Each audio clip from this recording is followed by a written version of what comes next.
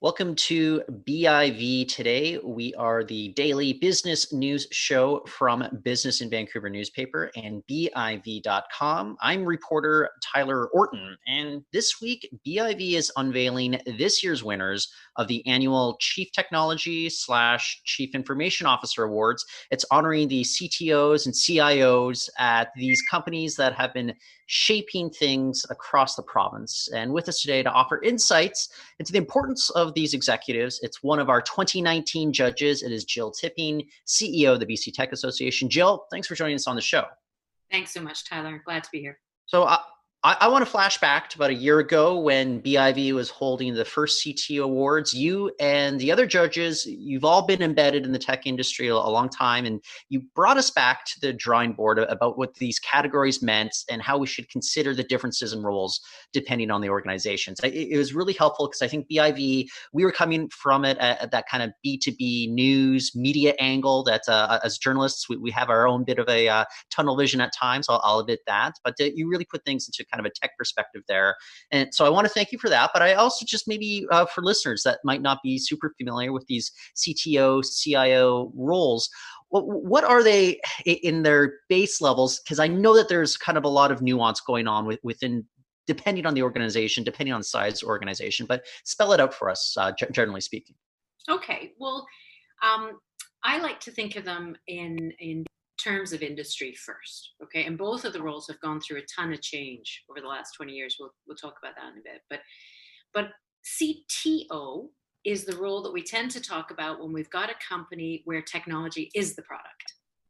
And CIO, Chief Information Officer, is the role that we tend to talk about where it's a traditional industry and tech is the enabler.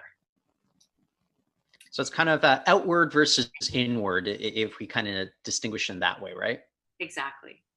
So why is it that these roles, maybe they can vary depending so much on an organization, whether it's a startup versus an anchor company, and as you say, versus just a company that isn't, kind of a tech-focused industry?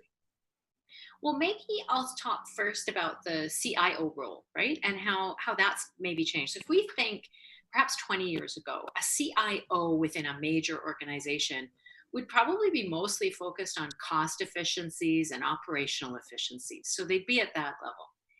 10 years ago, they'd be focused on how can technology help with revenue, with customer intimacy, with understanding the market. And today, they're really focused on what can technology do to make this business be sustainable and to deliver new markets and drive shareholder value. So that's the arc that we've sort of gone on from being about efficiencies to being about revenue to being really about the value of the company as a whole. And I could describe the same sort of arc for a CTO, a tech role in a tech company where 20 years ago, it was really engineers that were very product first. Let's build cool stuff because we can, and then we'll figure out where the market is. And then, from 10 years ago, for sure, it's been absolutely normal that people are focused on product market fit. They're thinking about marketing, they're thinking about customers, and really in conjunction of the two, what can the products do that the customer needs? And today, again, it's back to sustainability. How can we pivot into new markets? How can we use our product to do new things? What's the strategy of the company? What are the markets that we might eat? You've heard the expression software is eating the world. What shall we eat next is what the CTO in a company is thinking today. Yeah, and how does that role change and evolve? If you're a startup CTO versus one that's, at an anchor company, they may have had that product, in the pipeline for quite some time. Well, maybe if we think a little bit too about the roles that are required, right? So all of these roles have one key skill, which is you need to be technically expert. You need to understand not only what's relevant in technology today, but what's coming down the pipe in the next 2 years, the next 3 years, the next 5 years, and even the next 10 years and further. What's going to happen? What's evolving? You have to be the person in the company that has the crystal ball and that can have an opinion about what's coming next. But what's also relevant is to make sure that you can bring a team with you. That you can select the tools that are necessary, that you can build the team, and that you can build strong relationships with the business people in the organization.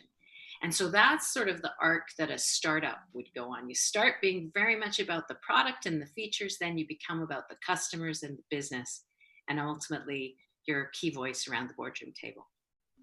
I want to get into that a little bit because it's kind of the business side of things versus the visionary side of things, and how important is it for those two to meld if we want to have kind of a successful company, and how does the CTO kind of navigate that as well? So I do like to think of it as a circle, a continuous circle. So you start by being an absolute product fanatic. Okay, what can we do? Let's split the atom because we can, and then find out where we're going. And then you build relationships with customers and business colleagues, and you start to think about what are the practical applications of this, and what do customers really need. But ultimately, and what I'm hoping you'll find with your winners in these categories, the really fantastic, you know, world beating CIO and CTO closes that circle again and does the out of the box thinking and comes up with the ideas that the customers don't know that they want, but it's what they actually need. So you come full circle again, not so much to be building things for cool stuff, but building things to really address the underlying need rather than what the customer says they want. It's interesting. You bring up that crystal ball kind of analogy there. I wish I had it. I'm sure many organizations do.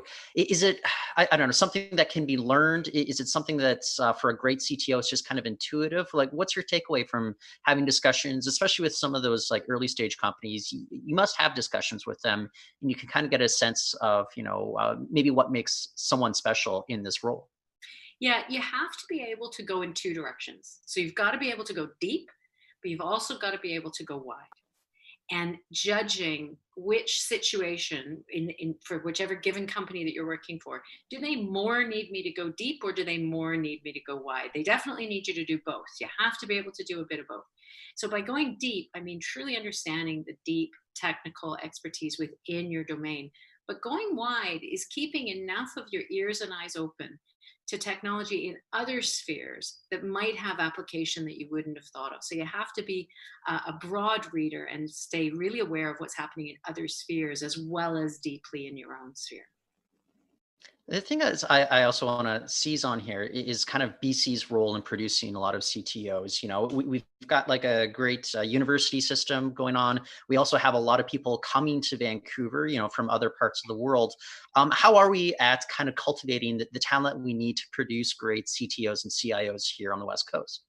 Well, we definitely have, as I said, the education and the other supports and the major anchors and the growth companies that would enable you to go deep.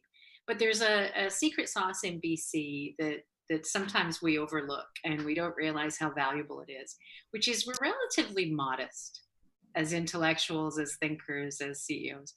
And what that leaves us with is a willingness and an ability to ask the stupid question. And there's no stupid questions. The stupid I all I do for a living is ask those questions. So you're right. You're right.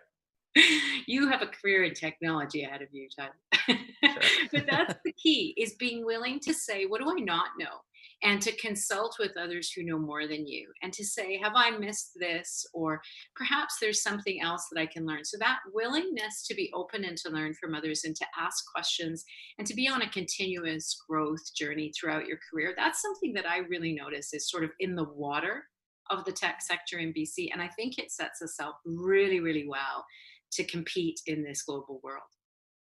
Well, I think it's excellent, and I do want to hint towards listeners and viewers that we've got some excellent winners ahead of us that we'll be unveiling beginning tomorrow. But in the meantime, if you just keep going to biv.com, we'll have more videos and interviews there, as well as technology stories to go with it. But Jill, I just want to thank you so much for joining us today to kind of break it all down ahead of this week's announcements. Thanks so much, Tyler, and good luck, everyone. That's Jill Tipping, CEO of the BC Tech Association, and I'm Tyler Orton. We'll be back tomorrow.